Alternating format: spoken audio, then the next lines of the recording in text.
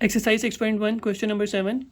If the central angle of a sector is 60 degree and the radius of the circle is 12 centimeter, find the area of the sector and the percentage of the total area of the circle it represent. तो सबसे पहले देख लेते हैं हम लोग data. If the central angle of a sector is 60 degree, तो वो बोल रहा है एंगल जो है वो कितना है 60 डिग्री. तो एंगल को रिप्रेजेंट करते हैं हम लोग इससे थीटा से. तो थीटा आ गया मेरे पास 60 डिग्री. अब हम लोगों को एक बात ध्यान में रखनी है कि अगर मुझे एंगल को सब्स्टिट्यूट करना है फॉर्मूला में, तो मैं क्या करूँगा, मैं 60 डिग्रीज़ को कन्वर्ट करूँगा रेडियन में. और मैंने ऑलरेडी सीखा था क्वेश्चन नंबर 4 में कि अगर मुझे डिग्री से रेडियन में जाना है तो 60 को मैं मल्टीप्लाई करूँगा किससे, पाई ओवर 180 से. तो 0 0 के साथ कैंसिल हो जाएगा, 6 1 ज़ा 6 6 3 ज़ा, तो 1 इंटू पाई आ जाएगा और नीचे आ जाएगा 3. अगर इसमें कोई प्रॉब्लम है तो आप कैलकुलेटर में भी 60 ओवर 180 पुट कर सकते हो, आपको पाई ओवर 1/3 आंसर दे देगा और पाई एज इट इज़ आ जाएगा. तो हम लोगों ने जब भी एंगल को मतलब थीटा की वैल्यू को फॉर्मूला में सब्स्टिट्यूट करना है तो हम लोग उसको रेडियन में कन्वर्ट करेंगे. Then the radius of the circle is 12 centimetre. तो आर की वैल्यू आ गई 12 centimetre. Find the area of the sector. तो फर्स्ट पे वो क्या कह रहा है, find the area of the sector. तो एरिया ऑफ अ सेक्टर का फॉर्मूला हम लोगों ने क्या पढ़ा था, A equals to 1/2 R square theta. तो ए की वैल्यू आ जाएगी 1/2, आर की वैल्यू क्या है 12, तो ये बन जाएगा 12 सेंटीमीटर स्क्वायर. थीटा की वैल्यू क्या है पाई ओवर 3. तो 12 का स्क्वायर लेंगे 144 आ जाएगा. Pi over 3 as it is. Cutting कर लेते हैं, 2 1 ज़ा 2, 2 7 ज़ा 14 और 72, 3 1 ज़ा 3, 3 2 ज़ा 6, 3 4 ज़ा 12, तो ये 24 पाई बन गया. 24 पाई सेंटीमीटर स्क्वायर और 24 को पाई से मल्टीप्लाई कर देंगे. हम लोगों ने ऑलरेडी पहले भी सीखा, दोबारा देख लेते हैं. 24 पाई को कैसे प्रेस करेंगे, कैलकुलेटर में लिखेंगे 24, फिर मल्टीप्लाई बाय, शिफ्ट एक्सपोनेंट का बटन दबाएंगे, पाई आ जाएगा, इक्वल प्रेस करेंगे, या फिर हम लोग पाई की वैल्यू सब्स्टिट्यूट कर देंगे 3.142. ये मुझे आंसर देगा 75.4 सेंटीमीटर स्क्वायर. हम लोग इसको डायरेक्टली पूरी की पूरी वैल्यू को भी कैलकुलेटर में सब्स्टिट्यूट करके डायरेक्ट आंसर निकाल सकते हैं, ज़रूरी नहीं है कटिंग करना, पर अगर आप लोग ऐसे कर रहे हो तो भी ठीक है. फिर उसके बाद नेक्स्ट पे देखते हैं उसने क्या बोला है. उसने बोला है and the percentage of the total area.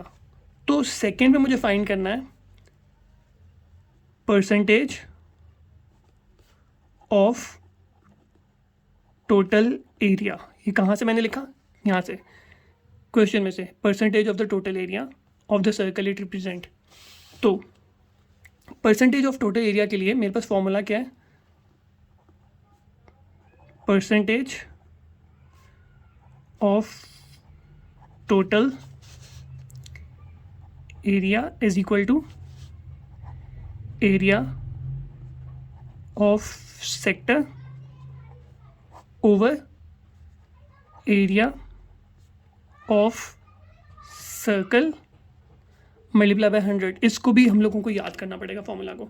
जैसे हम लोगों ने फॉर्मूला प्रिपेयर किया था, एरिया होता है 1/2 आर स्क्वायर थीटा, वैसे ही करेंगे. परसेंटेज ऑफ टोटल एरिया अगर मुझे फाइंड करना है तो फॉर्मूला आएगा area of a sector over area of a circle multiply by 100. अब इसके लिए एरिया ऑफ अ सेक्टर तो मेरे पास है, वो मैंने ऑलरेडी फाइंड किया हुआ है, वो है 75.4.